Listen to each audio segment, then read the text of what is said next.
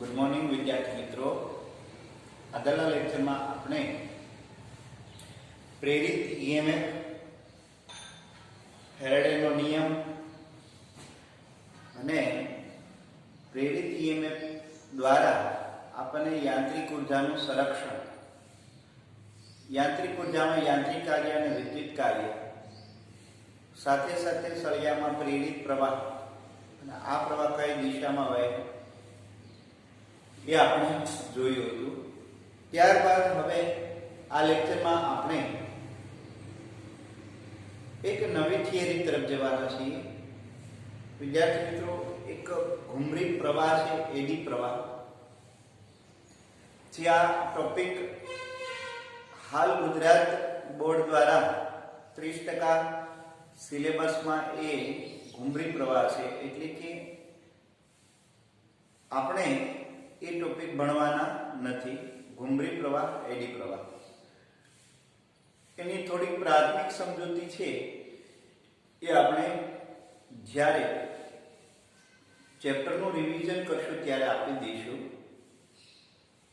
ત્યારબાદ ટોપિક છે આત્મપ્રેરકત્વ, self induction. આત્મપ્રેરકત્વ એટલે શું? આત્મપ્રેરકત્વ એટલે શું?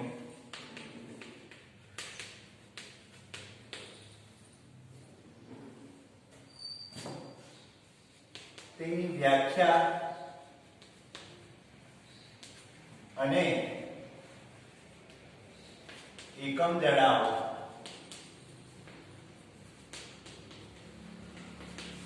વ્યાખ્યા અને એકમ જણાવો.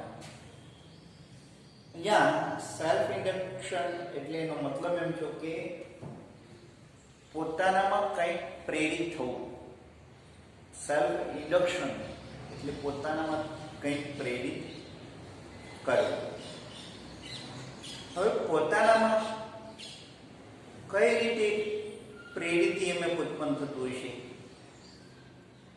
એ આપણે જોઈએ.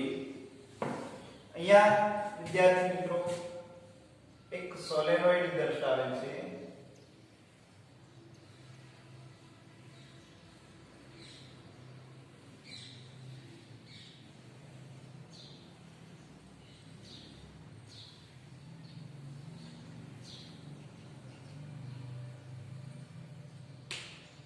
આવી રીતે એક એન આકારનું ગૂંચળું તૈયાર કરવામાં આવે.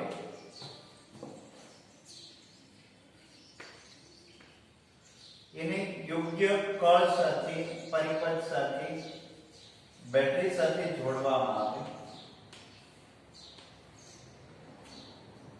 પ્લસ માઇનસ કળ, રિવોસ્ટેટ અને એન આકારનું ગૂંચળું.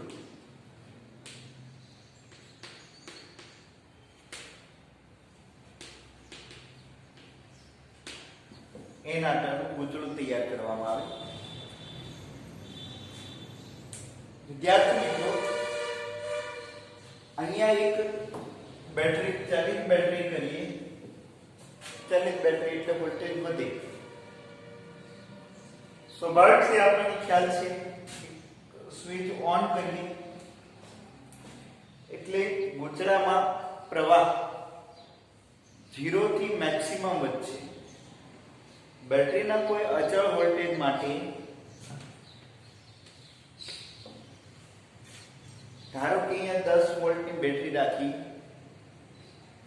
સ્વિચ ઓન કરીએ ત્યારે હવે ગૂંચળામાં પ્રવાહ ઓન કરીએ એટલે તાત્ક્ષણિક, બહુ માઇક્રોસેકન્ડમાં પ્રવાહ 0 થી મહત્તમ થશે અને અચળ થઈ જશે.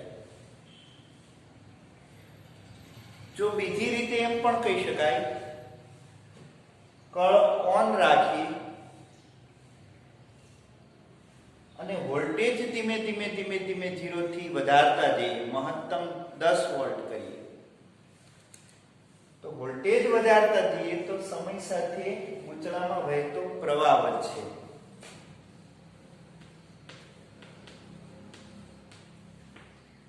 પ્રવાહ સમય સાથે વધતો હોય ત્યારે આપણને ખ્યાલ છે વિદ્યાર્થી મિત્રો, ફેરેડેના નિયમ અનુસાર આમાં ફ્લક્સમાં ફેરફાર થાય છે. એટલે કે જેમ જેમ પ્રવાહ વધતો જશે તેમ તેમ આની સાથે સંકળાયેલી ક્ષેત્રરેખાઓની સંખ્યા વધતી જશે.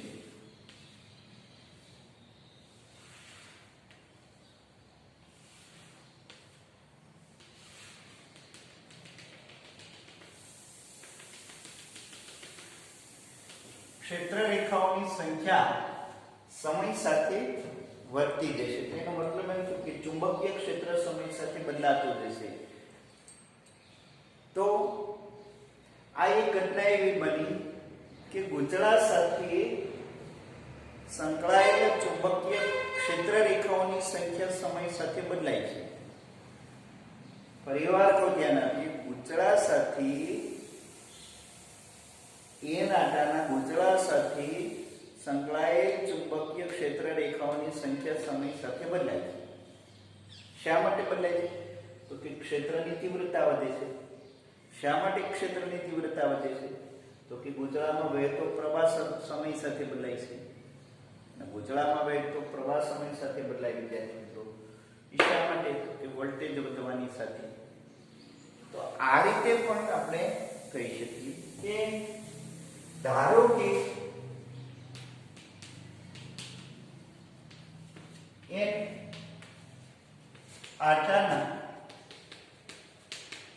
ગુંચળામાં વહેતો પ્રવાહ જો સમય સાથે બદલાતો હોય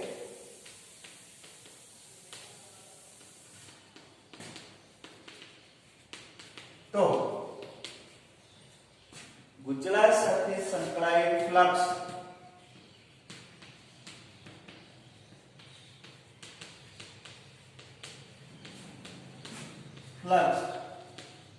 પણ સમય સાથે બદલાય.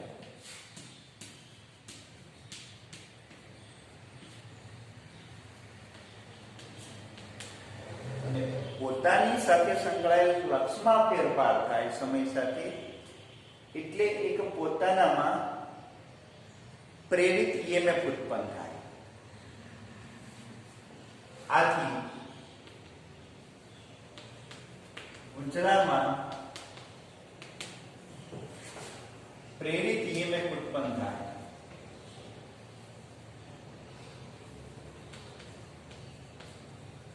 જેને આત્મપ્રેરિત EMF કહેવામાં આવે અથવા સેલ્ફ EMF કહેવામાં આવે છે.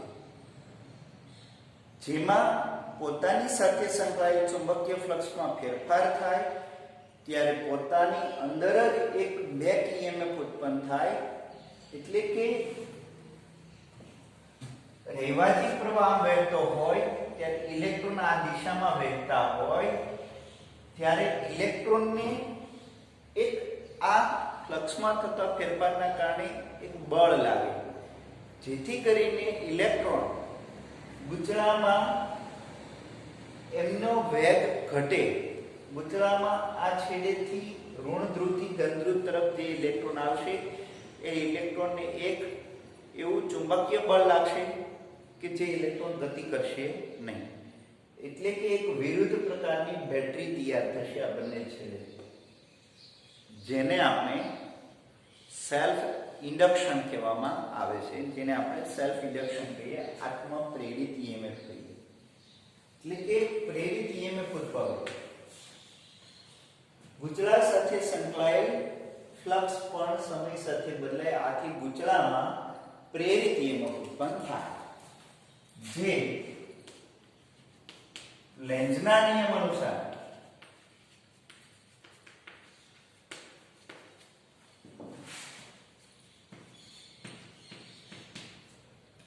વહેતા પ્રવાહનો વિરોધ કરે છે.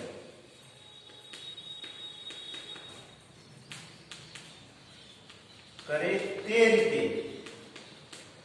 EMF પ્રેરિત થાય.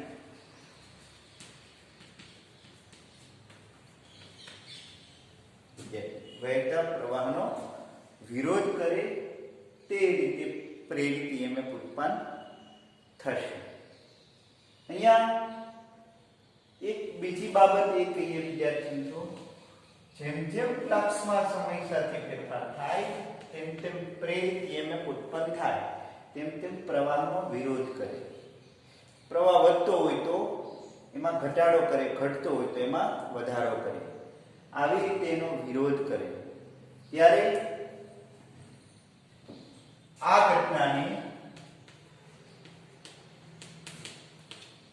સેલ્ફ ઇન્ડક્શન કહેવામાં આવે છે.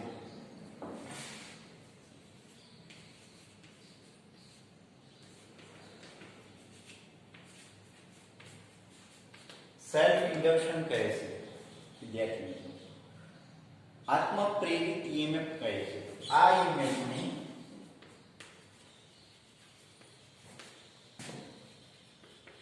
આત્મપ્રેરિત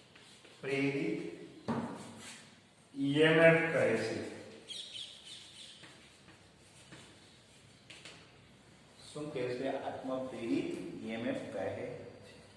હવે બીજું એક બાબત એ પણ સ્પષ્ટ કરવી, ગુંચળા સાથે સંકળાયેલું ફ્લક્સ એ તેમાં વહેતા પ્રવાહના સમપ્રમાણમાં હોય. જેમ જેમ પ્રવાહ વધતો જાય તેમ તેમ ફ્લક્સ પણ વધતું જશે. એટલે અહીંયા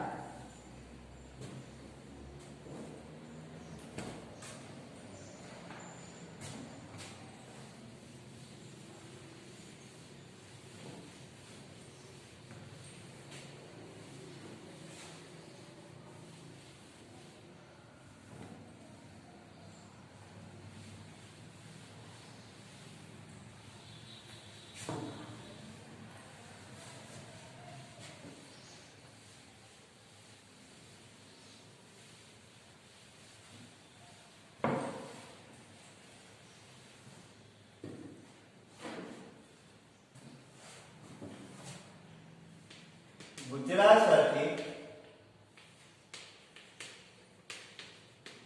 સંકળાયેલું ફ્લક્સ એ phi ચલે છે I ના સમપ્રમાણમાં હોય. phi ચલે છે I ના સમપ્રમાણમાં. કુલ ફ્લક્સ લઈએ આપણે. કેટલું લઈએ? કુલ ફ્લક્સ. જો એક આંટા સાથે સંકળાયેલું ફ્લક્સ phi હોય તો અહીંયા એના વડે દર્શાવી શકાય, પણ એ આગળ ક્રમમાં આપણે ચર્ચા કરીએ. તો ગુંચળા સાથે સંકળાયેલું ફ્લક્સ એ પ્રવાહના સમપ્રમાણમાં હોય. અને આવી રીતે જો લખીએ આપણે flux phi is equal to Li. શું લખાશે? Li. જ્યાં L એ સપ્રમાણતા અચળાંક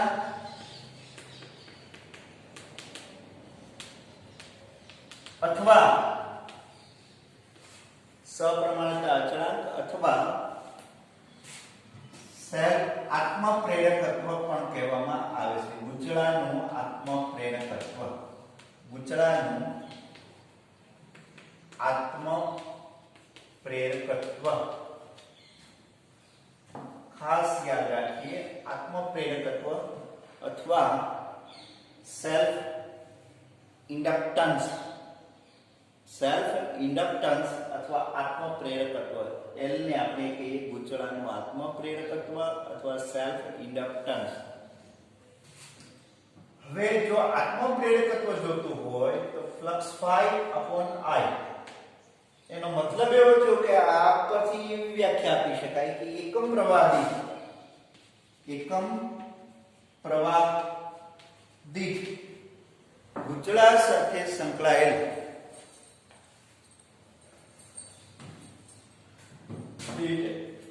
ગુંચળા સાથે સંકળાયેલ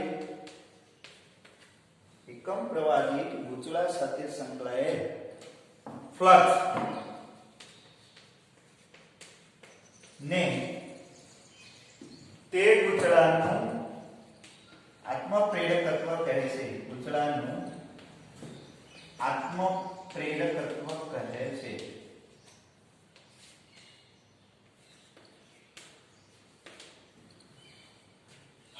અહીંયા ગુચલાનું આત્મપ્રેરકત્વ એ ગુચલાનું આંતરિક બંધારણ એના ઉપર આધાર રાખે છે, નહીં કે ફ્લક્સ કે પ્રવાહ પર.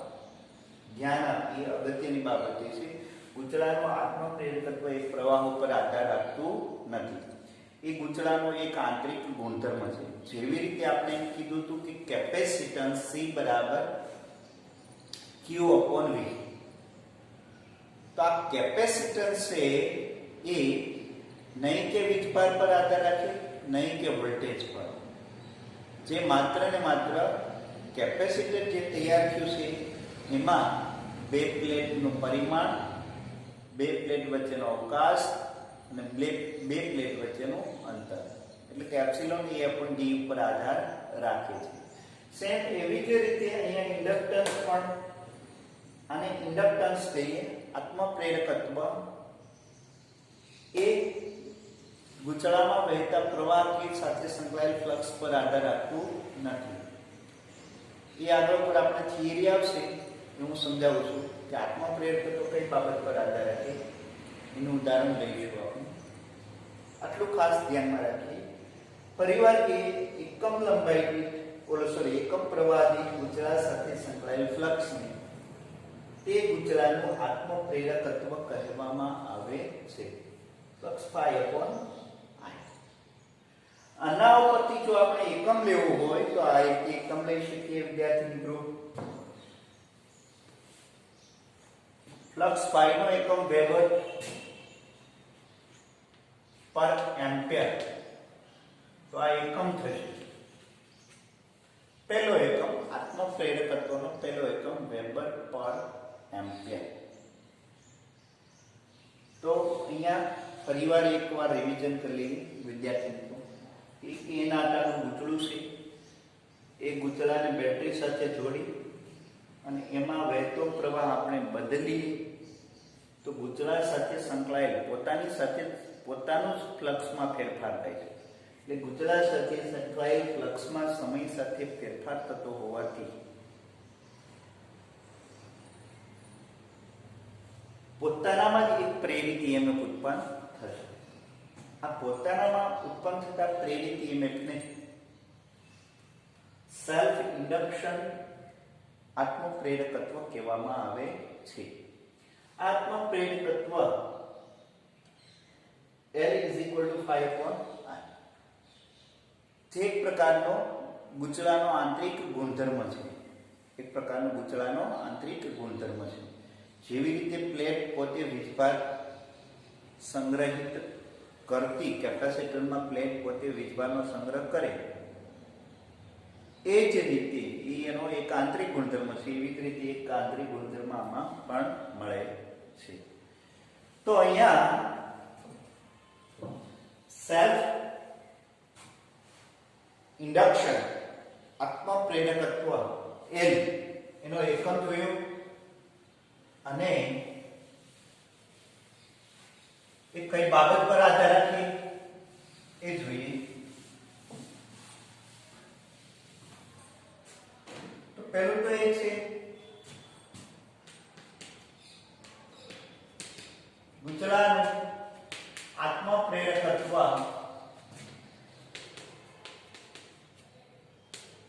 L એ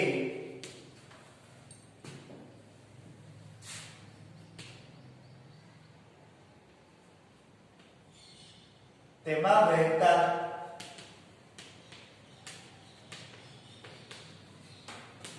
પ્રવાહ પર આધારિત નથી.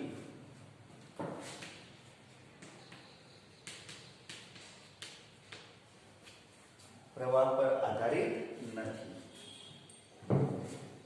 બીજી બાબત, ગુચલાનું આત્મપ્રેરકત્વ એ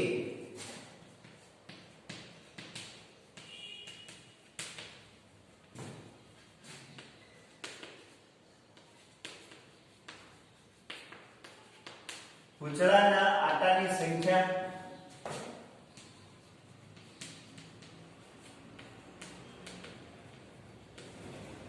તેમજ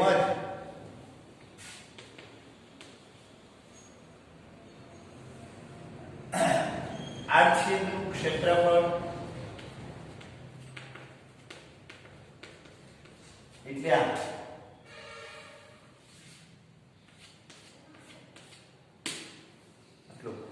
આડછેદનું ક્ષેત્રફળ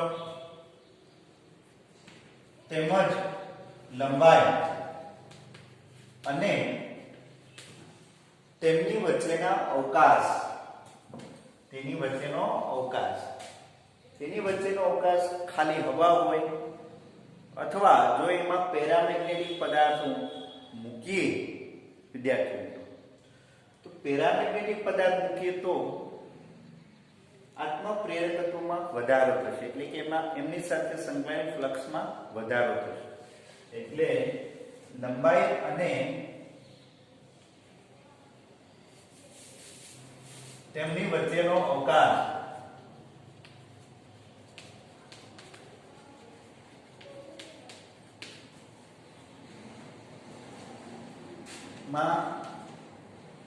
પર આધારિત છે.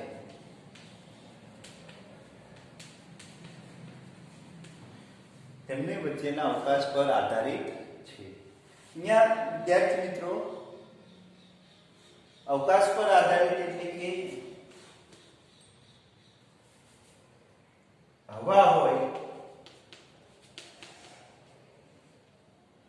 અને જો પેરામેગ્નેટિક પદાર્થ હોય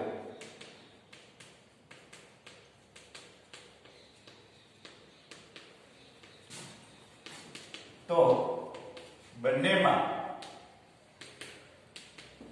ફેરફાર થશે.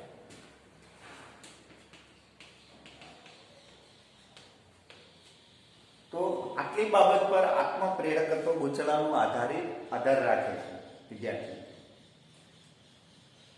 હવે આપણે જોઈએ તો આ હતું આત્મપ્રેરકત્વ. હવે પ્રેરિત ઈએમએફ કેટલા મૂલ્યનું ઉત્પન્ન થાય એ આપણે જોઈએ.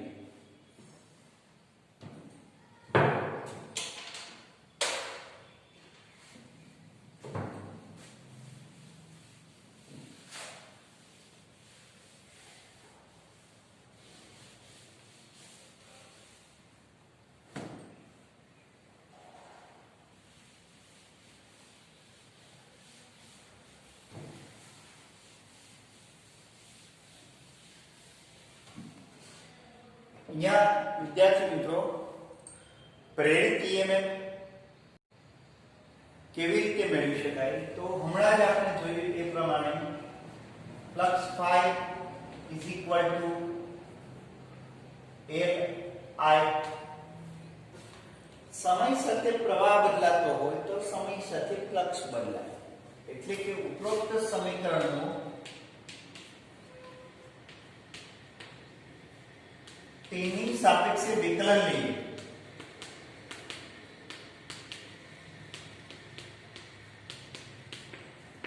તેની સાપેક્ષે વિકલન લેતા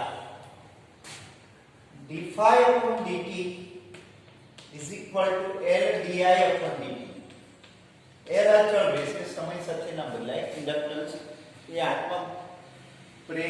આત્મપ્રેરકત્વ છે. એ ગૂંચળાના પરિમાણ, આડછેદ અને અવકાશ ઉપર આધાર રાખે છે. આથી એ સમય સાથે અચળ રહેતા હોવાથી અચળ રહેશે. બંને બાજુ જો n આટા હોય તો બંને બાજુ n વડે ગુણીએ તો d phi upon dt is equal to પહેલા એમ રાખીએ કુલ ફ્લક્સ લઈ લીધો. અહીંયા કુલ ફ્લક્સ લઈ બંને બાજુ માઈનસ નિશાની વડે ગુણીએ. નિશાની વડે ગુણીએ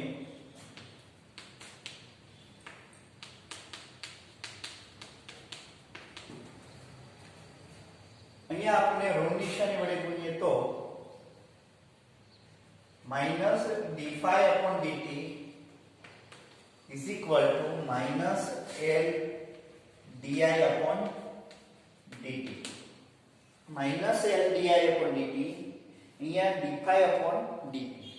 પણ ફેરેડેના નિયમ અનુસાર d phi upon dt is equal to epsilon એટલે અહીંયા આપણે લઈએ epsilon is equal to minus L di upon dt. તો આ બે EMF અહીંયા EMF માઈનસ દર્શાવે છે, તો એનો મતલબ એવો છે કે પ્રેરિત EMF છે E લાગુ પાડેલા વોલ્ટેજની વિરુદ્ધ દિશામાં ઉત્પન્ન થાય, એટલે કે આ છેડો ધન તરીકે વર્તશે અને આ છેડો ઋણ તરીકે વર્તશે. લાગુ પાડેલું EMF પ્રેરિત EMF એ વિરુદ્ધ દિશામાં પ્રેરિત થાય છે. અહીંયા ઋણ નિશાની એ લાગુ પાડેલ V થી વિરુદ્ધ દિશામાં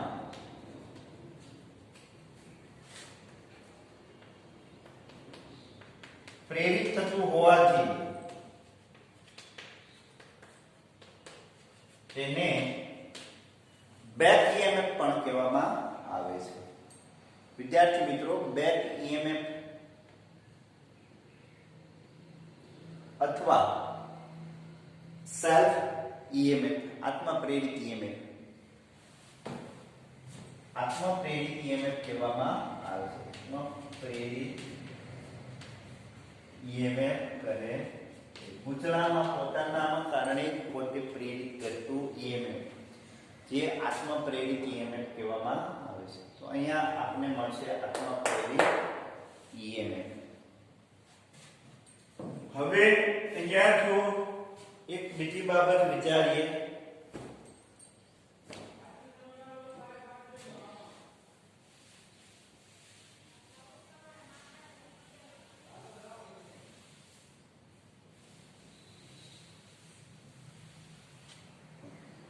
અહીંયા આપણને આત્મ પ્રેરિત EMF epsilon is equal to minus L di upon dt મળ્યું. તો L ને કરતા બનાવીએ તો આ રીતે મળે epsilon upon di upon dt.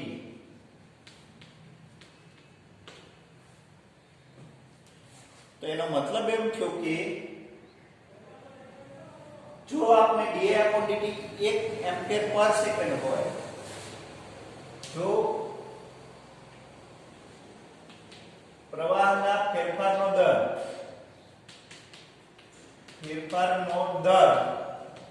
ને di upon dt is equal to 1 ampere પર સેકન્ડ હોય ત્યારે પ્રેરિત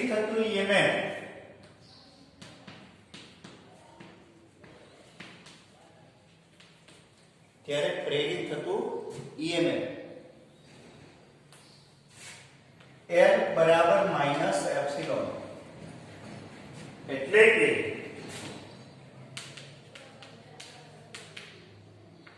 આત્મ પ્રેરકત્વ જેટલું હોય.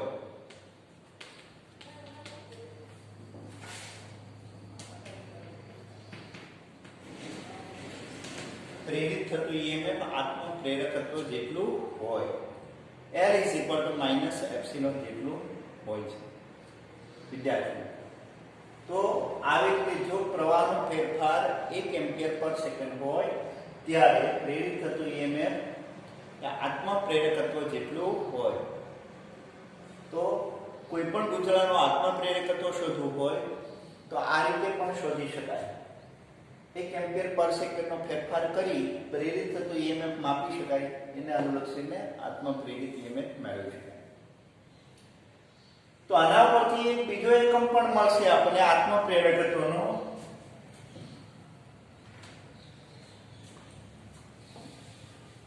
છે આ વખતે ગુજકેટમાં પૂછવાનો હતો.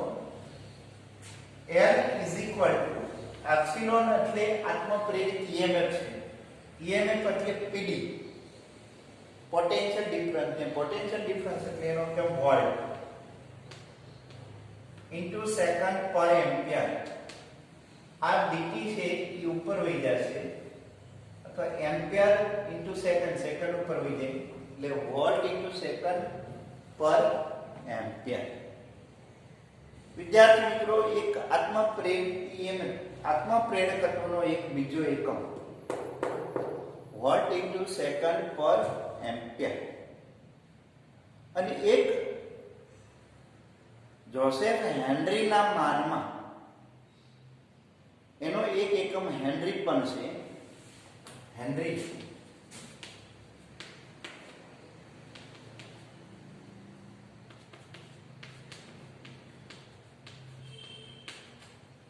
જોસેફ હેનરીના માનમાં એનો એકમ થશે એચ, ખાલી એચ એટલે હેનરી. ગુચળાનું આત્મપ્રેરકત્વ એલ બરાબર હેનરી, એનો એકમ બીજો એકમ છે હેનરી, અને એની સંજ્ઞા છે એચ, કેપિટલ એચ એની સંજ્ઞા છે. અહીંયા વિદ્યાર્થી મિત્રો, હેનરી સંજ્ઞા આપી ત્યારે એની વ્યાખ્યા જો આપી હોય એક હેનરી આત્મપ્રેરકત્વ એટલે શું, તો એ આ રીતે આપી શકીએ આપણે.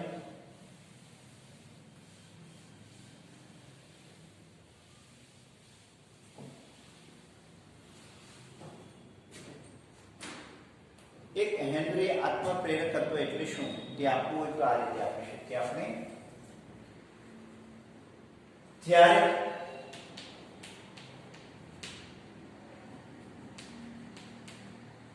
ગુચળામાં 1 એમ્પિયર પર સેકન્ડના ફેરફાર સાથે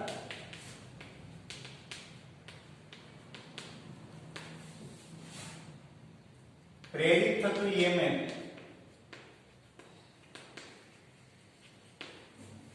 1 એમ્પિયર પર સેકન્ડના ફેરફાર સાથે પ્રેરિત થતું EMF જો 1 વોલ્ટ હોય તો તે ગુચળાનું આત્મપ્રેરકત્વ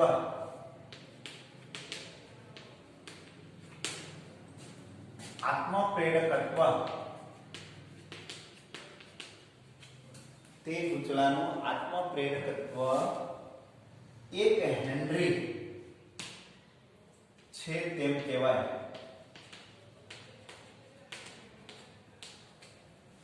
જો પ્રેરિત થતું EMF 1 વોલ્ટ હોય ત્યારે તે ગુચળાનું આત્મપ્રેરકત્વ 1 હેનરી છે તેમ કહેવામાં આવે છે. અહીંયા આ રીતે છે કે ગુચળામાં આત્મપ્રેરિત EMF ઉત્પન્ન કરી શકાય તે ગુચળાને સેલ્ફ ઇન્ડક્ટર કહેવામાં આવે છે.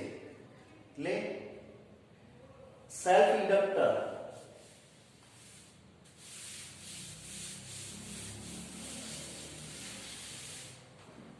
અહીંયા આમ પણ લખીશ કે જે ગુચળામાં આત્મપ્રેરિત EMF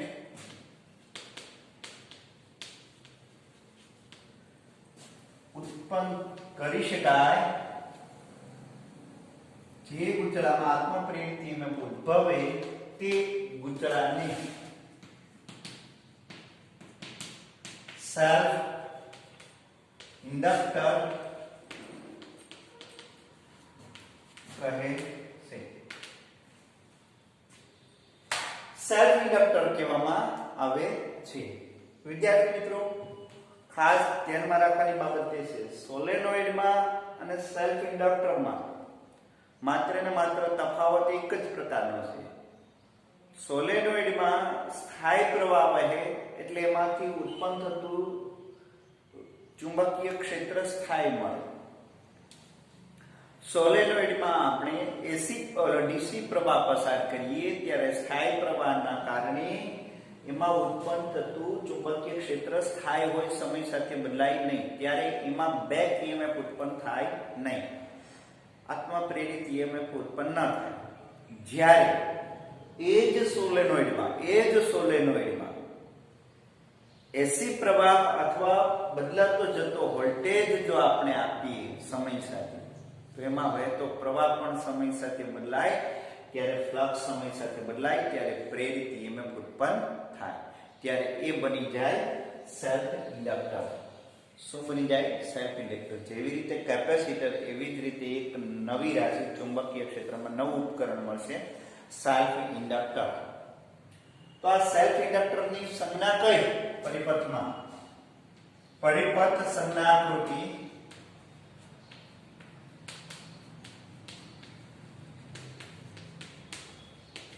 ઇન્ડક્ટરની સંજ્ઞાકૃતિ આવી જ મળશે.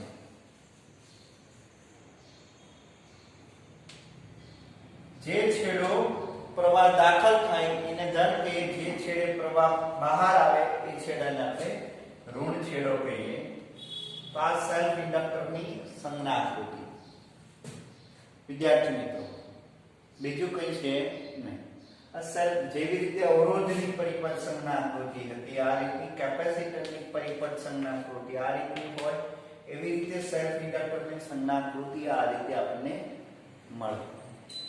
જ્યારે જ્યારે પરિપથમાં ઇન્ડક્ટર જોડેલું હોય ત્યારે સેલ્ફ ઇન્ડક્ટર આ રીતે જોડેલું હોય, એમાં પરિપથ સંજ્ઞાકૃતિ આ રીતે દર્શાવવામાં આવે છે. એ ખાસ એક ધ્યાનમાં રાખો. અહીંયા વિદ્યાર્થી મિત્રો, સેલ્ફ ઇન્ડક્ટર, આત્મા પ્રેરિત EMF એ બધું કમ્પ્લીટ કર્યું.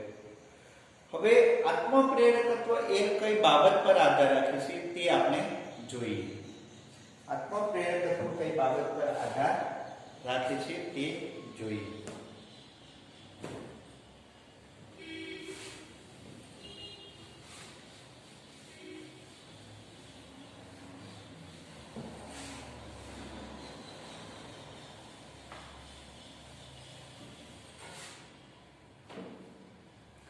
અહીંયા પહેલું તો એક ખાસ ધ્યાનમાં રાખીએ વિદ્યાર્થી મિત્રો, ધારો કે કોઈ એક સમયે આમાં વહેતો પ્રવાહ I છે, ગૂંચળામાં વહેતો પ્રવાહ I છે, ત્યારે તો કે અહીં n આટાના ગૂંચળામાં વહેતો પ્રવાહ I હોય તો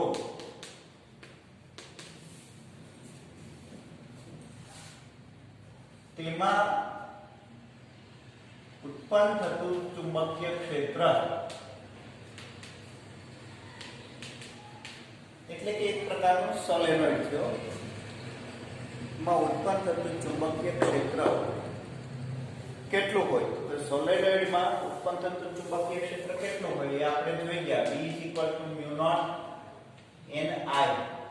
Then N = capital N upon L. Capital N upon L. જો આ કિંમત અહીંયા મૂકીએ તો ચુંબકીય ક્ષેત્ર આપણને આટલું મળે, μ0 NI upon L. μ0 NI upon L. આટલું ચુંબકીય ક્ષેત્ર ગૂંચળામાં પ્રેરિત થાય ત્યારે તેની સાથે સંકળાયેલ ફ્લક્સ સાથે સંકળાયેલ કુલ ફ્લક્સ લઈએ. શું લઈએ? કુલ ફ્લક્સ. તો કુલ flux phi = NAB cos θ. Flux પ્રમાણે આપણે આ રીતે આપીએ છીએ NAB cos θ. પરંતુ અહીંયા cos θ ચુંબકીય ક્ષેત્રની દિશામાં જ પૃષ્ઠ સદિશ લઈએ ત્યારે NAB. હા, એક ખાસ અગત્યની બાબત વિદ્યાર્થી મિત્રો કે આમાં પ્રેરિત થતું EMF અથવા ઇન્ડક્ટન્સ એ ગૂંચળાના નમન પર પણ આધાર રાખે, એટલે કે ગૂંચળાની ગોઠવણી પર આધાર રાખે છે, કેમ કે થીટા બદલાય છે. પણ અહીંયા આની રે આપણે આગળ ઉપર જે કંઈ અન્ય પ્રેરિત થતો જોઈશું એમાં એ અસર કરશે, આમાં એ સાપેક્ષ ગોઠવણી અસર કરશે નહીં, ગમે તે ડાયરેક્શનમાં રાખીએ, કેમ કે એની અંદર જ ચુંબકીય ક્ષેત્ર છે એટલે પૃષ્ઠ સદિશ અને ક્ષેત્ર બંને એક જ દિશામાં છે. તો ફ્લક્સ phi = NAB. હવે અહીંયા આપણે B ની કિંમત મૂકીએ તો N A μ0 ni upon L અને flux phi is equal to mu naught n square A upon I L. પણ આપણને ખ્યાલ છે આત્મા પ્રેરકત્વ L is equal to શું phi upon I. તો અહીંયા એક I અહીંયા લઈ લઈએ તો mu naught n square A upon L. તો આમ ગુચલાનું આત્મ પ્રેરકત્વ L એ mu naught ગુચલાના આટાની સંખ્યા ગુચલા સાથે અવકાશ ગુચલાની અંદરનો અવકાશ mu naught. જો પેરામેગ્નેટિક પદાર્થ મૂકીએ તો mu naught into mu r થઈ જાય એટલે કે એની પરમિએબિલિટી વધી જાય તો આત્મ પ્રેરકત્વ વધી જાય. આટાની સંખ્યાના વર્ગના સમપ્રમાણમાં કે જે માટે એનું સેલ્ફ ઇન્ડક્ટન્સ વધારે મળે. આડછેદનું ક્ષેત્રફળ અને આટાની લંબાઈ. તો અહીંયા આત્મ પ્રેરકત્વ એન ઇન્ડક્ટન્સ એ આ બાબત પર આધાર રાખે છે. mu naught n square A upon L પર ખાસ વધારે આધાર રાખે છે. Is clear? ઓકે. હવે વિદ્યાર્થી મિત્રો અહીંયા mu naught n square A upon L માં પેરામેગ્નેટિક પદાર્થ હોય તો mu naught into mu r થશે. તે આગળ ઉપર તમે ભણશો અને પ્રેક્ટિસમાં દાખલા કરશો ત્યારે વધારે ખ્યાલ આવશે. અહીંયા સેલ્ફ ઇન્ડક્ટન્સ છે એ ગુચલાનો એક આંતરિક ગુણધર્મ છે. જેવી રીતે પદાર્થ ને કોઈ પણ બાહ્ય બળ લગાડીએ નહીં અથવા પદાર્થ પોતાની મૂળ સ્થિતિ જાળવી રાખે જ્યાં સુધી એમના ઉપર લાગતું પરિણામ બાહ્ય બળ શૂન્ય હોય ત્યારે પદાર્થ પોતાની મૂળ સ્થિતિ જાળવી રાખે. આ ગુણધર્મને પદાર્થનું ઝડપ કહીએ એમ.